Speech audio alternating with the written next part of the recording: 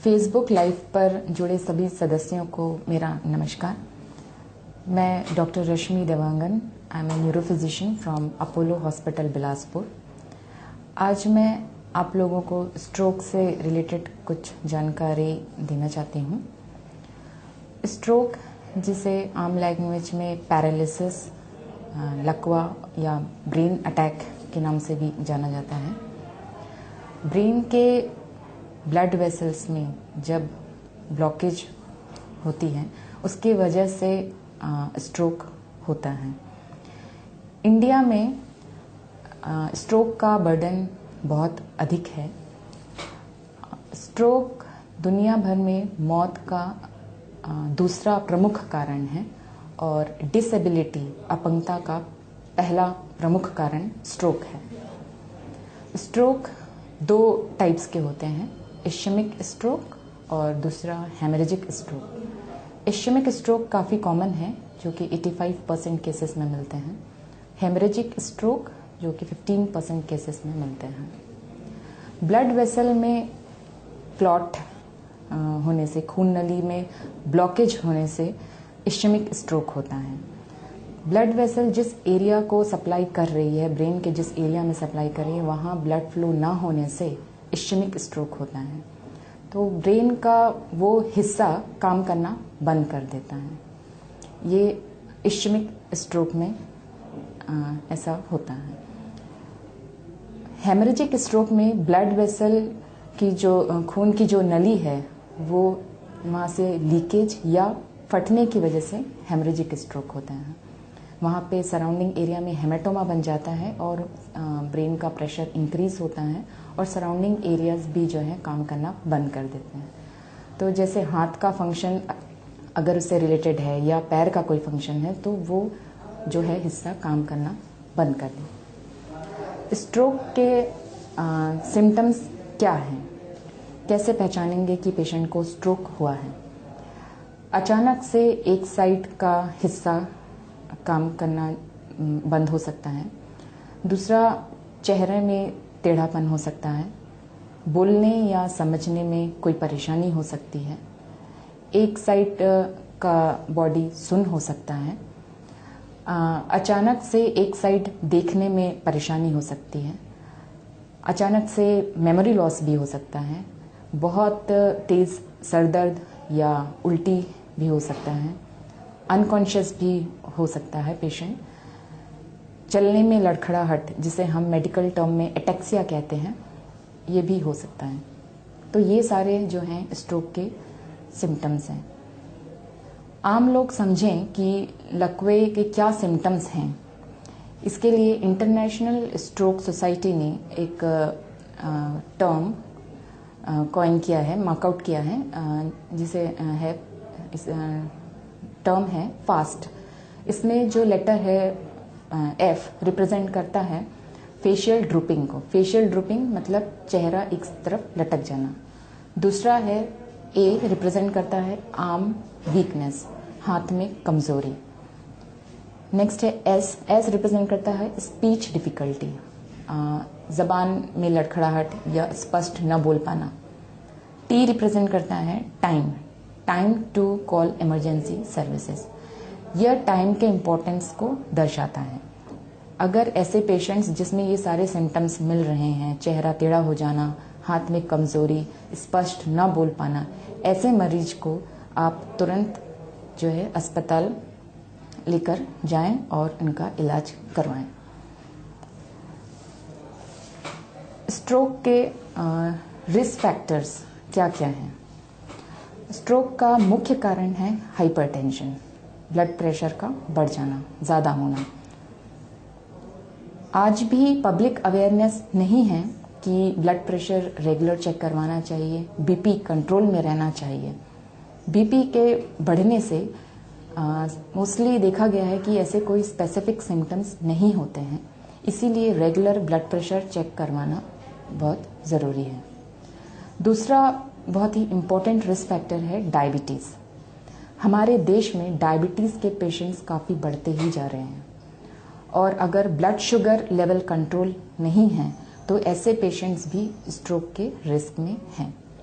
तीसरा प्रमुख risk factor है ओबेसिटी, मोटापा, specially abdominal obesity. Medical technology में इसे मेटाबॉलिक सिंड्रोम के नाम से जानते हैं। ऐसे मरीज को भी लकवा होने का संभावना काफ़ी ज़्यादा होता है। इसके अलावा दूसरे रिस्क फैक्टर्स हैं ज़्यादा अल्कोहल का सेवन करना, स्मोकिंग इत्यादि। ऐसा देखा गया कि मेल्स में स्ट्रोक ज़्यादा कॉमन है as compare to females. 80% stroke cases जो होते हैं 50 साल से 60 साल की उम्र में कॉमन हैं, बट कुछ 20% स्ट्रोक ऐसे हैं जो 45 साल के कम आयु में भी मिलते हैं, तो इसे हम यंग स्ट्रोक कहते हैं। ऐसे पेशेंट्स के लकवा होने पर जिनकी आयु काफ़ी कम है, 45 साल से कम है, और इनकी फैमिली डिपेंडेंट है इन पे, तो इनकी फैमिली पे भी काफ़ी असर पड़ सकता है। एक टर्मिनोलॉजी है जिसे हम जानते हैं ट्रांजिएंट इश्चेमिक अटैक के नाम से। यदि लकवे के सिम्टम्स जो हैं उनका इम्प्रूवमेंट कुछ मिनट्स या कुछ घंटे या अप टू 24 घंटे इतने देरों में अगर ये इम्प्रूवमेंट हो जाता है, इसे हम ट्रांजिएंट इश्चेमिक अटैक कहते हैं। ये इसलिए होता है क्योंकि जो ब्रेन की ब्लड वेसल्स हैं, खून की नली है, उसमें जो रुकावट थे, उसमें जो क्लॉट थे, वो जो है अपने आप कभी कभी वो अपने आप खुल जाते हैं और जो स्ट्रोक के सिम्टम्स हैं वो ठीक हो जाते हैं। तो यह एक तरीके का वार्निंग सिम्टम होता है। इस सिम्टम को पहचानें और इसका इलाज अवश्य करवाएं। स्ट्रोक के सिम्टम्स को पहचानने में कई बार काफ़ी समय लग जाता है। स्ट्रोक में टाइम का काफ़ी इम्पोर्टेंस है और इसीलिए कहा गया है कि time is brain. Remember this thing, it's very important. Time is brain. जितना समय लूज करेंगे उतना डैमेज ब्रेन में बढ़ता ही जाएगा। सो इसे याद रखिए, टाइम इज़ ब्रेन। इश्चेमिक स्ट्रोक में शुरू के 4.5 घंटे, शुरू के 4.5 आवर्स काफ़ी महत्वपूर्ण होते हैं, क्योंकि इस दौरान, इस ड्यूरेशन में हम क्लॉट डिसॉल्व करने की जो मेडिकेशंस हैं, इंजेक्शन TPA के नाम से जानते हैं, टिश्यू प्लाज्मिनोजन एक्टिवेटर, ये इस ड्यूरेशन में हम दे सकते हैं क्लॉट डिसॉल्व करने के लिए। और अप टू 30% संभावना ये रहती है कि जो खून की नली जो बंद हो गई है, जिसमें क्लॉट की वजह से बंद हो गई, वह खुल जाए। स्ट्रोक की दवा, जो खून पतला करने की जो दवाइयाँ हम देते हैं, ये लाइफ लॉन्ग चलती है और यह दवा सेकेंडरी प्रिवेंशन के लिए रहती है कि आगे स्ट्रोक ना हो।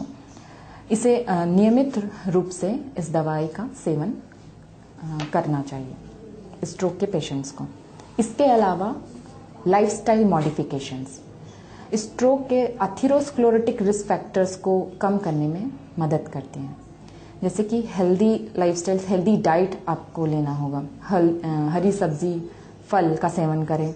सैचुरेटेड फैट्स, घी इत्यादि इनका सेवन ना करें। जंक फूड से हो सके तो बचें। Salt intake should not be more than 3 grams per day because it reduces the risk of stroke by 13%. इसके अलावा शराब का सेवन या स्मोकिंग ना करें। फिजिकल एक्टिविटी बहुत ही इम्पोर्टेंट है। डेली वॉकिंग या साइकिलिंग डेली आधा घंटा से ज़्यादा ज़रूर करें। अंत में मैं यही कहना चाहूँगी कि आम जनता में स्ट्रोक अवेयरनेस बढ़े। वार्निंग सिम्टम्स जो स्ट्रोक के हैं उनको पहचानें। इश्चेमिक स्ट्रोक में शुरू के 4.5 घंटे बहुत ही महत्वपूर्ण हैं। इसे हम विंडो पीरियड कहते हैं और इस ड्यूरेशन में हम क्लॉट डिसॉल्व करने के लिए इंजेक्शंस TPA का इस्तेमाल कर सकते हैं।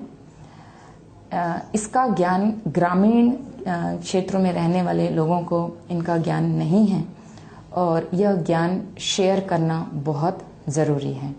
अंत में मैं यही कहना चाहूँगी, stroke is a medical emergency. Stroke awareness हमारे देश में बढ़ाना बहुत ही ज़रूरी है। Thank you.